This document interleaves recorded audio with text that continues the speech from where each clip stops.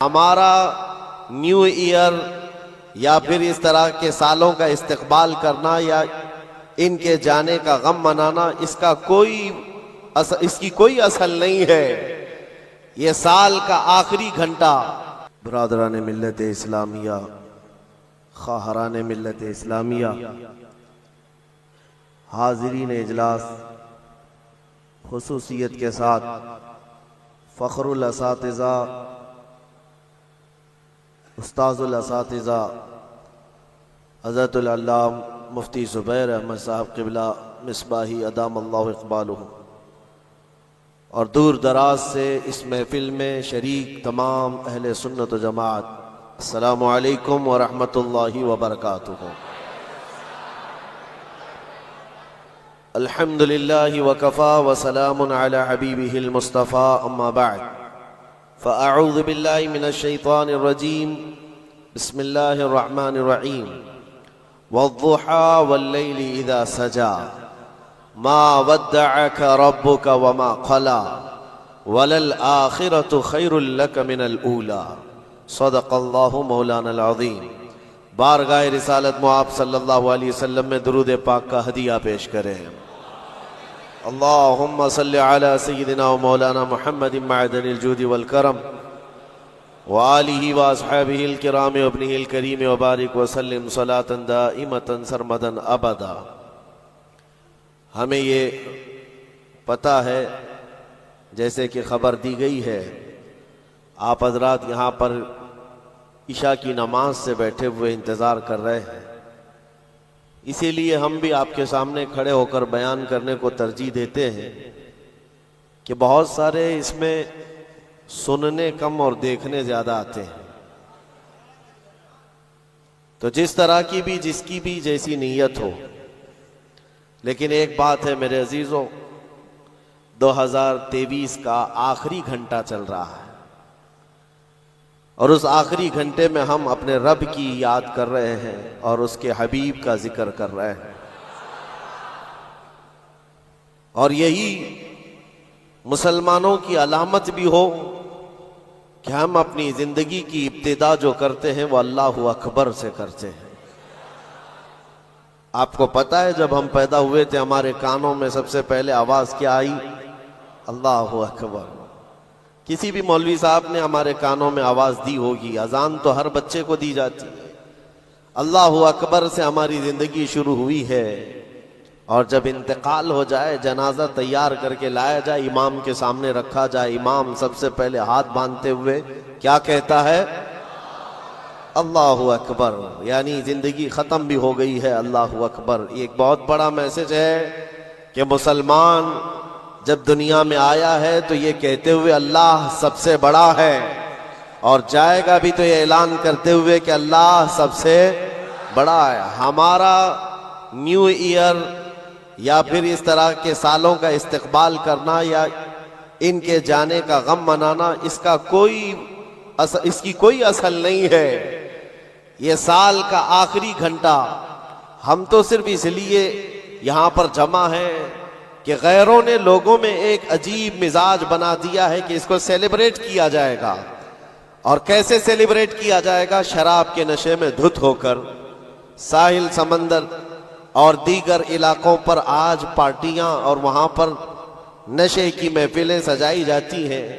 ہم نے یہ سوچا کہ دنیا کی خوشی کرنے کا طریقہ اگر یہ ہے تو ہم سال کے آخری گھنٹے کو رب ذوالجلال کے ذکر میں کیوں نہ منائیں۔ میرے عزیزوں، یقین ہے کہ ابھی آدھا گھنٹے کے بعد کیا ہو رہا ہے؟ 12 بجنے والے ہیں، 12 بجنے والے ہیں، اور 12 سنیوں کے لیے تو خیر کا ہے۔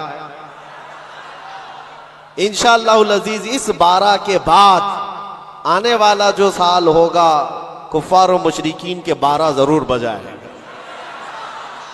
دعا تو کریں گے ہم یہی کہ اگلا سال جو لوگ اس نشے میں دھت ہیں کہ 2024 ہمارا ہے، 2024 میں ایسا ہوگا ویسا ہوگا، اس 12 پر ہم دعا یہی کرتے ہیں کہ مولا آج کے رات کے 12 کے بعد ان سارے دشمنان اسلام کی زندگی کے 12 بج جائیں۔ اللہ کریم وہ دن ضرور لائے گا اور میں نے ایک آیت تلاوت کی ہے آپ کے سامنے، قرآن پاک کی مشہور سورہ ہے، سورہ والضحیٰ۔ رب تبارک و تعالیٰ قسم یاد فرما رہا ہے، اس چاشت کے وقت کی قسم جو محبوب کے چہرے کی طرح چمکتا ہے، واللیل اذا سجا، اس رات کی سیاہی کی قسم جو محبوب کی زلفوں کی طرح ہے، ما ودعک ربک وما قلا، محبوب آپ کے رب نے نہ آپ کو چھوڑا ہے اور نہ کچھ کم کیا ہے، وَلَلْآخِرَةُ خَيْرٌ لَكَ مِنَ الْأُولَىٰ، اے محبوب آپ کی ہر آنے والی گھڑی پچھلی گھڑی سے بہتر ہے۔ جب یہ وعدہ کس کا ہے؟ رب ذوالجلال کا۔ حضور کی ہر آنے والی گھڑی پچھلی گھڑی سے بہتر ہے، تو امت کی بھی ہر آنے والی گھڑی پچھلی گھڑی سے بہتر ہوگی۔ ہم آنے والے سال کا استقبال اسی اعتبار سے کریں گے کہ رب تعالیٰ کا وعدہ ہے کہ ہر آنے والی گھڑی بہتر ہوگی، تو پھر انشاءاللہ ہم یہ کہیں گے 2024 ہمارا ہے انشاءاللہ، بلکہ اس کے بعد آنے والے سال بھی ہمارے ہیں۔ میں گفتگو کی طرف آگے بڑھتا ہوں، لیکن اس سے پہلے آپ کو میں بتاؤں، ایسے ڈر کے ماحول میں، ایسے سراسیمگی کے وقت میں، جہاں لوگ چھوٹی سی افواہ پر بھی گھروں پر دب کے بیٹھے ہوئے ہیں، آج مسلمانوں میں خاص طور پر اتنا ڈرایا گیا ہے کہ لوگ سفر کرنا بھی چھوڑ رہے ہیں۔ ارے نہیں، اب ایسے حالات ہو جائیں گے، ہم ٹرین کا سفر نہیں کریں گے، فلاں جگہ نہ جائیں۔ اتنے ڈر کے باوجود، ڈر تو تمہارے اندر پھیلایا گیا، خوف تمہارے اندر لایا گیا، لیکن جانتے ہو ان کے پاکھنڈیوں کی باتوں کو سنا کبھی؟ یہ گوفے میں بیٹھ کر یہ کہتے ہیں کہ 2029 میں بھارت کا پردھان منتری مسلمان بن سکتا ہے۔ یہ ہم نہیں کہہ رہے، اور نہ ہی اس کرسی کی لالچ میں ہم دوڑے بھاگ رہے ہیں۔ جس کے پاس آیت الکرسی ہے اسے اس کرسی کی حاجت نہیں، لیکن دلوں کا خوف یہ بتاتا ہے، ان کا ڈر یہ بتاتا ہے کہ اگلے سال آنے والے ان کے لیے ہو سکتے ہیں، اور میں دعا کرتا ہوں اللہ ان کا ڈر صحیح فرماتے۔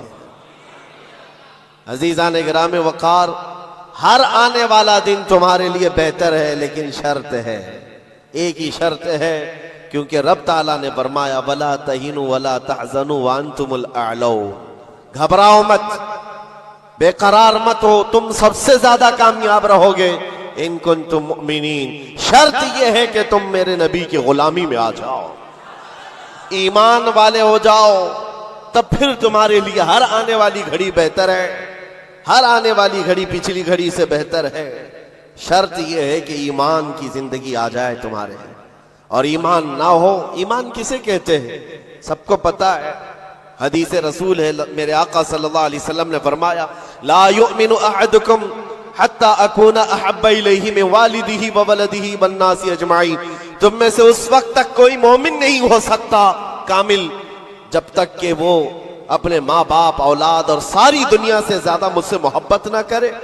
دوسری حدیث ہے لا یؤمن احدکم حتی یکون ہواہ تبعا لما جئت بہ، حضور پاک صلی اللہ علیہ وسلم فرماتے ہیں تم میں سے اس وقت تک کوئی کامل مومن نہیں ہو سکتا جب تک کہ وہ اپنی خواہشات کو میری مرضی کے مطابق نہ بنائے۔ حضور کی مرضی کے مطابق جب تک تم اپنی خواہشات نہیں بناؤ گے مومن نہیں ہو سکتے، اور مومن کامل نہیں ہوگے تو پھر مدد بھی نہیں ہے۔ میں اس مومن کی بات کر رہا ہوں جس کو قرآن کہتا ہے کبھی قد افلح المؤمنون، ایمان والے کامیاب ہو چکے۔ کون سے ایمان والے؟ ایمان کی شرط اول ہے حضور کے لیے بے انتہا محبت کرنا، شرط اول ہے۔ اب آئیے ہم آج کی اس رات میں تذکرہ ان لوگوں کا کریں جن کا ذکر ہمارے ایمان کی جلا کا سبب ہے، وہ دیوان گانے عشق رسول جنہوں نے اپنی زندگیاں حضور کے قدموں میں نچھاور کر دی۔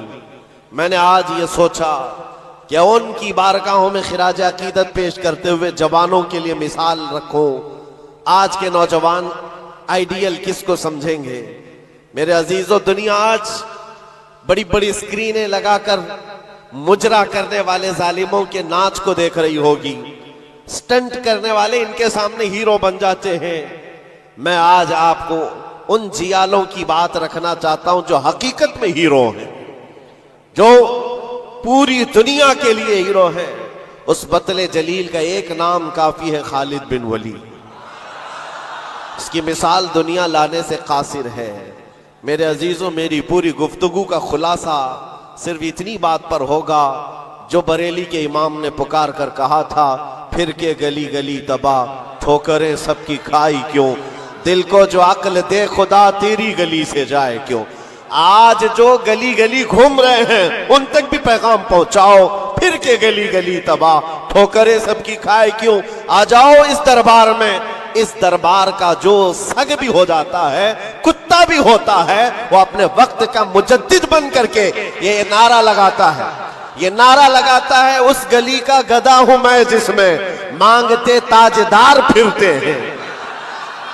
اس گلی کا گدھا ہوں میں جس میں مانگتے تاجدار پھرتے ہیں۔ خسروی اچھی لگی نہ سروری اچھی لگی، ہم فقیروں کو مدینے کی گلی اچھی لگی۔ حضور تاج الشریعہ بدر الطریقہ فرماتے ہیں، بلہوس سن سیم و زر کی بندگی اچھی نہیں، ان کے در کی بھیک اچھی سروری اچھی نہیں۔ جو پیا کو بھائے اختر وہ سہانا راگ ہے، یہ تاج الشریعہ فرماتے ہیں، جو پیا کو بھائے اختر وہ سہانا راگ ہے۔ کیا مطلب ہے؟ جو مصطفیٰ کو پسند آئے وہی اصل راگ ہے، وہی بات اچھی ہے۔ جو پیا کو بھائے اختر وہ سہانا راگ ہے، جس سے ناخوش ہو پیا وہ راگنی اچھی نہیں، جس سے ناخوش ہو پیا وہ راگنی اچھی نہیں۔ پیا حضور کے بارگاہ میں استعارتن کہا گیا ہے، حضور کو جو چیز ناپسند ہے وہ ہمارے لیے اچھی ہے ہی نہیں۔ یہی تو بریلی کا مزاج ہے۔ کہتے ہیں نا تاج الشریعہ رحمت اللہ تعالی علیہ کہ نبی سے ہو جو بیگانہ اسے دل سے جدا کر دے، پدر مادر برادر جان و مال ان پر فدا کر دے۔ یہ سارے اشعار کا لب لباب خلاصہ کیا ہے؟ اس کا خلاصہ یہی ہے جو صحابہ کا نعرہ تھا، ہونا یہ پھول تو بلبل کا ترنم بھی نہ ہو، چمن دہر میں کلیوں کا تبسم بھی نہ ہونا یہ ساقی تو میں بھی نہ ہو، خم بھی نہ ہو، بزم توحید دنیا میں نہ ہو، تم بھی نہ ہو۔ خیمہ افلاک کا استادہ اسی نام سے ہے، نبض ہستی تپش آمادہ اسی نام سے ہے، دشت میں دامن کوثر میں میدان میں ہے، بحر میں موج کی آغوش میں طوفان میں ہے، چین کے شہر مراکش کے بیابان میں ہے، وہی نام پوشیدہ ہر مسلمان کے ایمان میں ہے۔ اور وہ جو نہ ہو تو اور وہ جو نہ تھے تو۔ یہ سارے اشعار کے بعد اب آؤ میں گفتگو کو آگے بڑھاتا ہوں۔ اسی بات پر توجہ رکھنا، پھر کے گلی گلی تباہ، ٹھوکریں سب کی۔ اگر کسی کو ٹھوکر لگی ہے تو وہ دل پر ہاتھ رکھ کر آ جائے۔ آج میں ان جیالوں کی طرف چلتا ہوں۔ یمن کا ایک قبیلہ بنو اسد ایک قبیلہ ہے جس میں رہنے والے ایک شخص ہے حارثہ، اور ان کی بیوی، چھوٹا سا ایک کنبہ، چھوٹا سا ایک خاندان، 3 بچے تھے۔ حارثہ اور ان کی بیوی اور 3 بچے، یہ یمن کا رہنے والا ایک قبیلہ ہے۔ عورت اپنے 3 بچوں کو لے کر میکے جا رہی تھی، اور بڑا بیٹا جو اس وقت عمر کا 8 سال کا تھا، زید نام تھا، قافلے پر اچانک ڈاکوؤں کا حملہ ہوا اور مال لوٹ لیا گیا، اور ساتھ ہی ڈاکوؤں نے یہ زید نامی چھوٹے سے بچے کو، 8 سال کے بچے کو بھی گرفتار کر لیا۔ ایک ماں کا کلیجہ دہل گیا کہ میرے 8 سالہ بچے کو مجھ سے چھینا گیا، باقی 2 بچے تو ساتھ تھے۔ ماں کی کیفیت ایسی تھی کہ پہاڑوں پر چڑھ جاتی، چیختی تھی، اور عربی میں جو اشعار کہتی تھی، اللہ اکبر، آج بھی موجود ہے۔ یمن کی رہنے والی یہ خاتون پہاڑوں پر جا کر پکارتی تھی کہ کوئی میرے زید کو دیکھا ہے تو مجھے بتا دے۔ اور جب خبر باپ کو آ کر لگی، باپ جان نچھاور کرتا تھا اپنے بیٹے زید پر۔ باپ کی ایسی کیفیت کہ کھانا چھوڑ دیا، اور مزاج میں تبدیلی ایسی آ گئی کہ لوگوں سے ملنا تک چھوڑ دیا اپنے بیٹے کی جدائی کے غم میں۔ یمن والے کہتے تھے کہ حارثہ کا بیٹا جو گم ہوا یوسف گم گشتہ ہے، یعنی ایک دوسرا یوسف ہے۔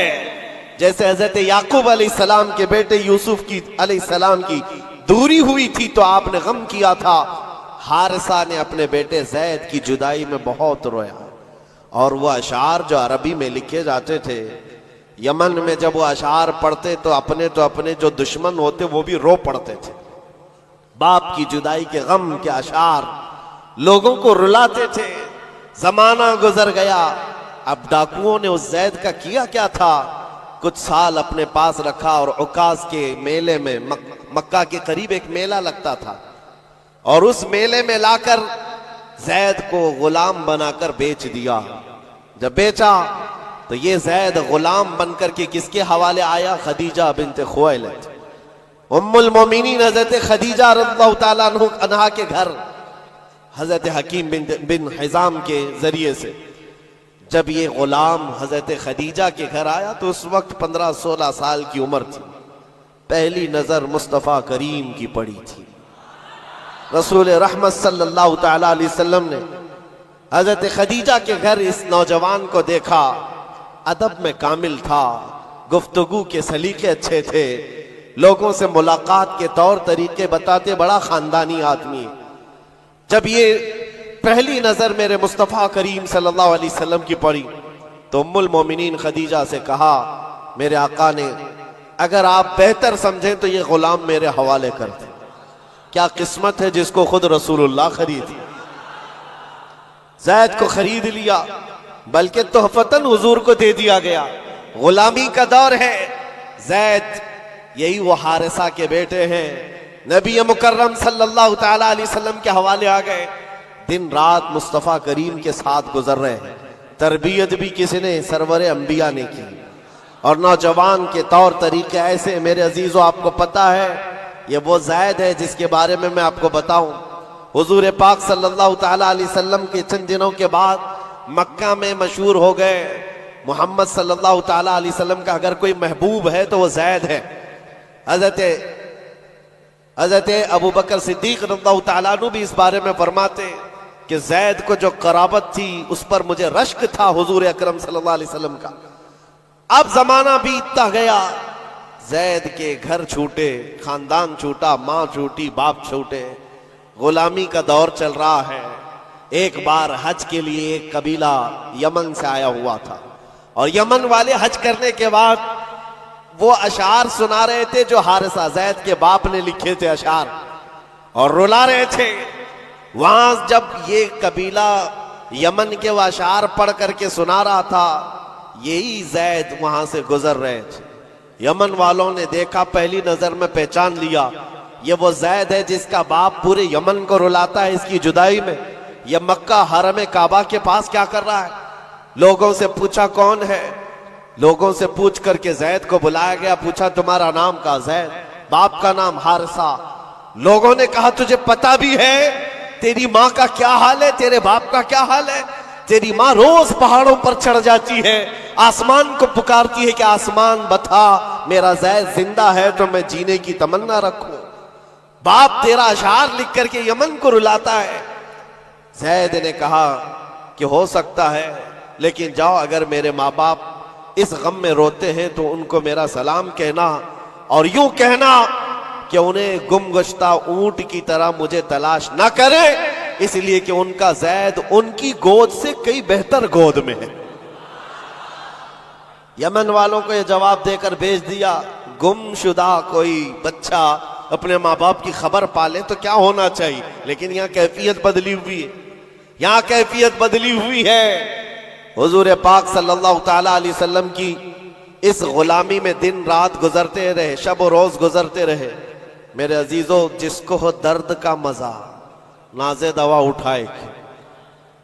آپ کو میں بتاؤں، یہ قبیلہ یمن کا گیا اور جا کر کے زید کے ماں باپ سے کہا، حارثہ اور ان کی ماں سے کہا، تمہارا گمشدہ بچہ مل گیا، حرم کعبہ میں ہم نے اس کو دیکھا ہے اور سنا ہے محمد نامی عرب کے ایک مشہور شخص کی غلامی میں ہے، اور ان کی سخاوت بھی، دریا دلی بھی، رحم دلی بھی مشہور ہے۔ ماں اور باپ نے خبر پاتے ہی مہینوں کا سفر دنوں میں طے کر لیا، دوڑتے بھاگتے مکہ پہنچائے، اور جیسے پہنچے پوچھا کہاں رہتے ہیں؟ محمد صلی اللہ علیہ وسلم۔ حضور پاک صلی اللہ علیہ وسلم حرم کعبہ کے پاس ہی ان کو مل گئے۔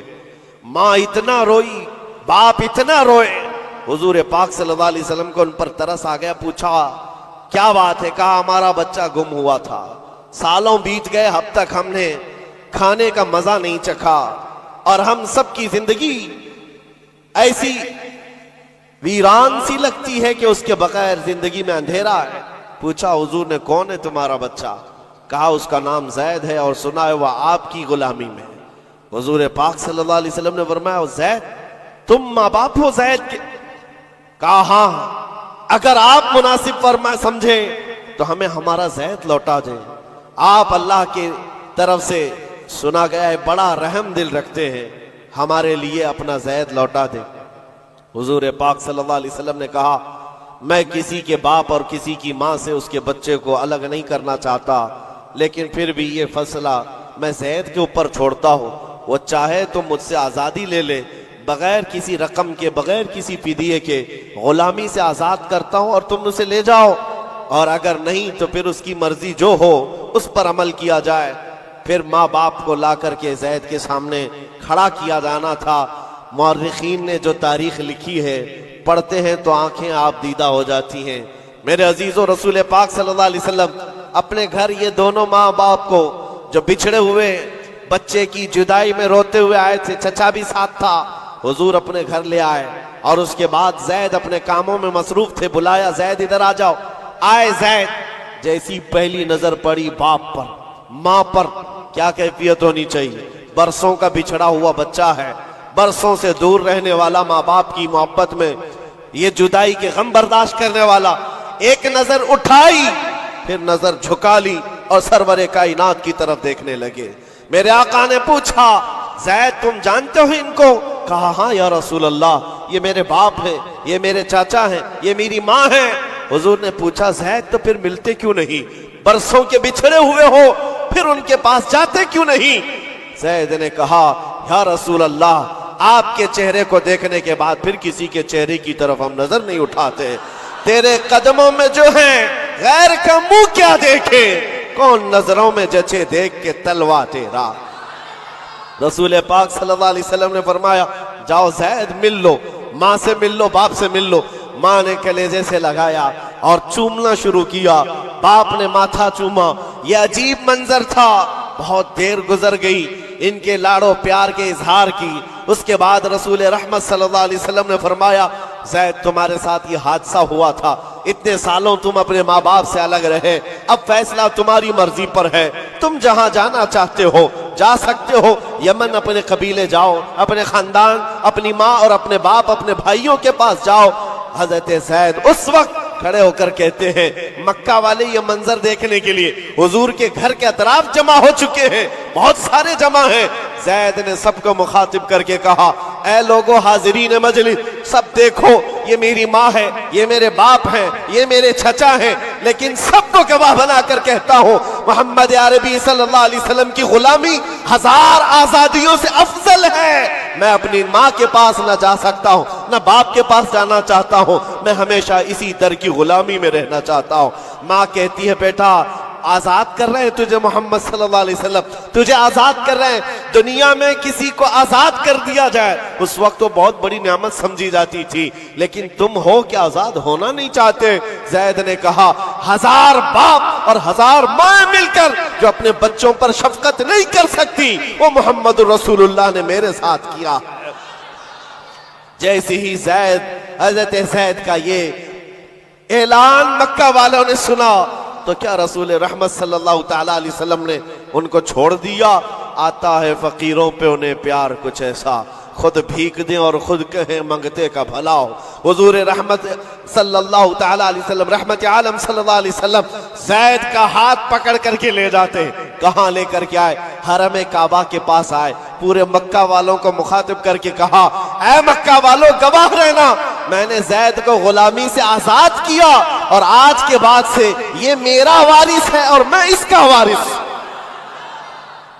مکہ میں یہ بات مشہور ہو گئی. کیا زید کو زید بن حارثہ کم کہا جاتا تھا, زید بن محمد الرسول اللہ کہا جاتا. محمد الرسول اللہ کا بیٹا زید میرے عزیزو جو اس دربار میں آیا ہے، ظاہر سی بات ہے یہ وہ مزہ ہے جس کو چکھنے کے بعد ہی بریلی کے امام نے کہا تھا پھر کے گلی گلی تباہ، ٹھوکریں سب کی کھائی کیوں، دل کو جو عقل دے خدا تیری گلی سے جائے۔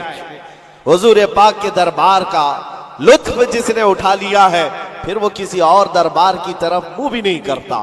حضور اکرم صلی اللہ تعالیٰ علیہ وسلم کی بارگاہ کی لذت جسے حاصل ہے وہ آج کے ہیپی نیو ایئر کے جلسوں میں یا وہاں کے تماشوں میں شرکت کرے گا، ہرگز نہیں ہو سکتا، ہرگز نہیں۔ وہ آنکھ ان تماشاؤں کو نہیں دیکھ سکتی جو جلوہ رسول دیکھنے کے لیے بےتاب۔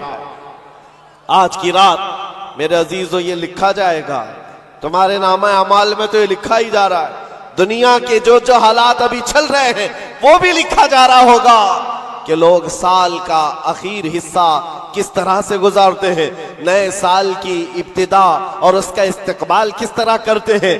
دنیا والے عیش میں دھت ہو کر، نشے میں دھت ہو کر کے کرتے ہیں، مگر مسلمان نبی پاک کے قدموں میں ہی کامیابی سمجھتا ہے۔ آؤ حضور رحمت عالم صلی اللہ تعالیٰ علیہ وسلم کے اس دربار کی لذت میں دینا چاہتا ہوں، اسی لیے اس بات پر میں بار بار توجہ دے رہا ہوں، پھر کے گلی گلی تباہ، ٹھوکریں سب کی کھائی کیوں۔ کب تک ٹھوکریں کھاؤ گے اے نوجوانوں، کب تک اس کی گلی میں اس کی گلی میں کہاں کہاں مانگو گے، کہاں کہاں کس سے بات کرو گے۔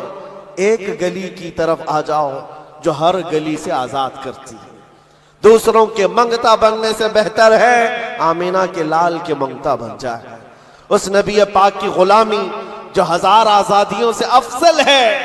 سیدنا بلال حبشی رضی اللہ تعالیٰ، وہ جانثار رسول، دامن رسول میں جیسی آ گیا، جانتے ہو حضرت بلال حبشی رضی اللہ تعالیٰ نے کئی سالوں تک زخم اٹھائے اور بچہ بچہ ان کے متعلق جانتا ہے۔ مکہ کی گلیوں میں ان کے پیروں میں رسی باندھ کر اوباش لوگوں کے ہاتھ میں دیا جاتا اور وہ بدماش لڑکے آپ کو مکہ کی گلیوں میں رسی میں پاؤں میں رسی باندھ کر کھینچا کرتے تھے۔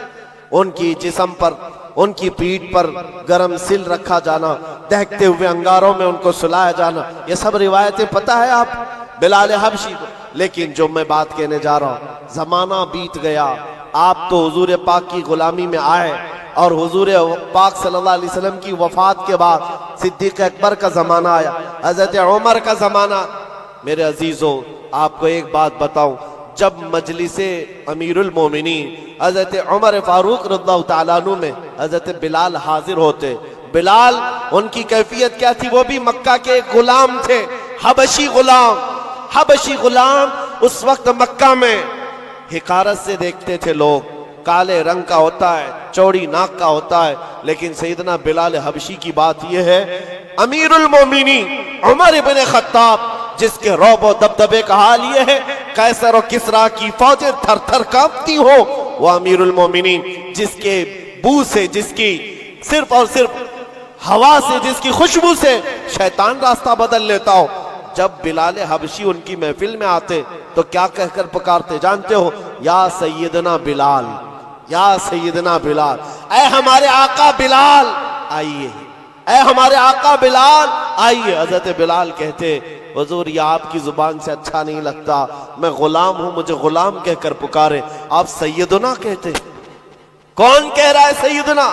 عمر ابن خطاب۔ کس کو کہہ رہے؟ بلال حبشی کو۔ سیدنا بلال آئیے۔ حضرت بلال جب کہتے امیر المومنین آپ یہ نہ کہیں سیدنا، مجھ کو غلام کہہ کر پکارے، حضرت عمر کیا کہتے تھے؟ آئیے آپ کو میں بتاؤں کیوں سیدنا بلال کہہ کر پکارتا ہوں۔ آپ اپنا جبہ اٹھائیں، جب وہ جبہ اٹھاتے ان کی پیٹھ پر جو داغے ہوئے نشان تھے، حضرت عمر اس کو بوسہ لیتے تھے اور چومتے تھے اور کہتے اے بلال، جو رسول اللہ کی محبت میں زخم تم نے کھائے وہ زخم ہم نے نہیں کھائے ہیں، جس کو ہو درد کا مزہ ناز دوا اٹھائے کیوں۔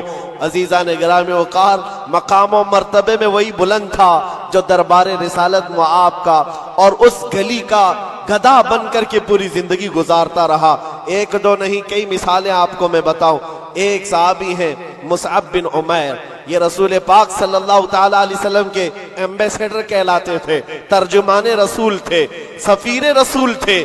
ان کی کیفیت کیا ہے؟ اللہ اکبر۔ تاریخ میں لکھا ہے یہ 27 سال کے کڑیل جوان اور مکہ میں ایسے لباس پہنتے تھے کہ ریشم کا لباس، ان کا لباس مشہور تھا، اور مکہ کی گلیوں میں جب گھومتے تھے ان کا عطر جو لگاتے پوری گلیوں میں خوشبو آتی، مہنگا لباس پہنتے، مہنگا عطر استعمال کرتے۔ دامن مصطفیٰ سے جب وابستہ ہوئے، یہ مصعب بن عمیر، ان کی ماں بھی کافرہ ہے، باپ بھی کافر ہے اور سخت ترین دشمنان رسول ہیں۔ شروع میں آپ نے اپنا اسلام چھپائے رکھا، چند دنوں کے بعد ایک دن عثمان بن طلحہ نے دیکھ لیا جو کلیل بردار کعبہ تھے، جا کر ان کی ماں سے کہا تو کیا گھر پر بیٹھی رہتی ہے، تیرا بیٹا تو محمد کے دین کو اختیار کر چکا ہے۔ ماں کو اتنا برا لگا یہ جملہ۔ جب مصعب بن عمیر آئے تو ان سے پوچھا کہ کیا تم نے محمد عربی کا دین قبول کر لیا ہے؟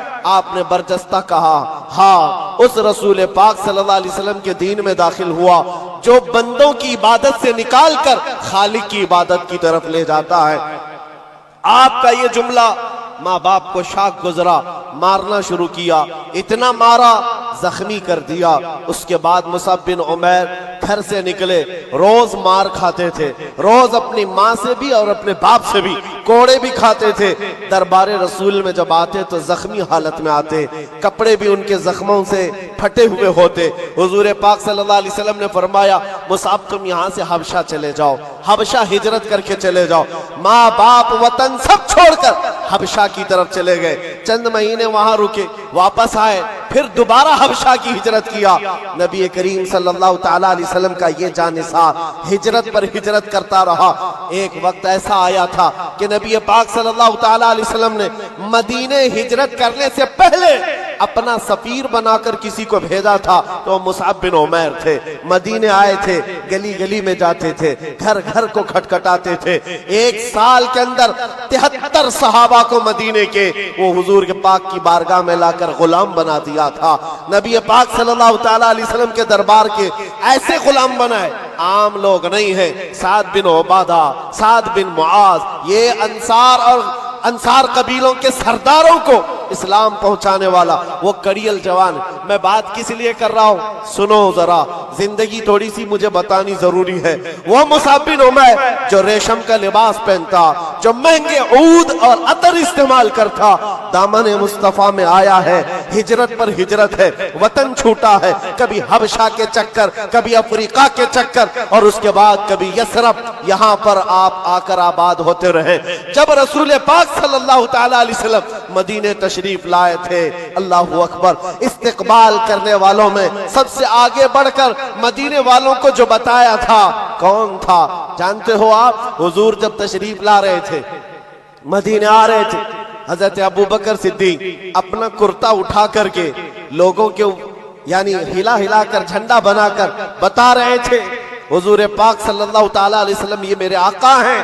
مصعب بن عمیر نے مدینے والوں کو دور سے دیکھ کر کے بتایا تھا کہ جو کپڑا ہلا رہا ہے وہ رسول اللہ کا غلام خاص ہے، اور جو چمکدار چہرہ مدینے میں طلوع ہو رہا ہے وہ محمد رسول اللہ کا ہے۔ مصعب بن عمیر یہ مدینہ طیبہ میں سفیر اسلام ہے، سفیر رسول ہے۔ تھوڑے دنوں کی بات ہے میرے عزیزوں، جیسے ہی حضور تشریف لائے، جانتے حضور کے پاس جس وقت وہ آئے تھے مدینے میں، میرے آقا صلی اللہ علیہ وسلم کی آنکھوں میں آنسو آ گئے مصعب بن عمیر کو دیکھ کر۔ کس وجہ سے؟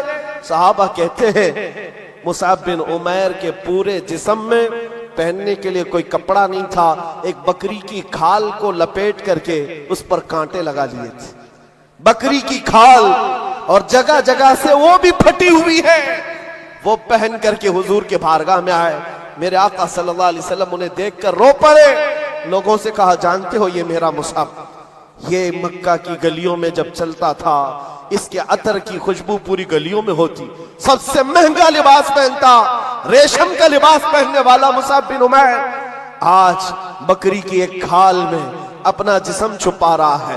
عزیزان گرام وقار، ساری عیش کی زندگی ترک کیا تھا صرف اسی گلی کے لیے، پھر کے گلی گلی تباہ، ٹھوکریں سب کی کھائی کیوں، دل کو جو عقل دے خدا تیری گلی سے جائے کیوں۔ نبی رحمت صلی اللہ تعالیٰ علیہ وسلم نے اپنی چادر اٹھا کر ان کو عطا کی تھی، اور اس چادر کو لے کر زندگی بھر گزارتے رہے۔ جب جنگ احد کا موقع آیا، بدر میں شریک رہے، احد میں آئے،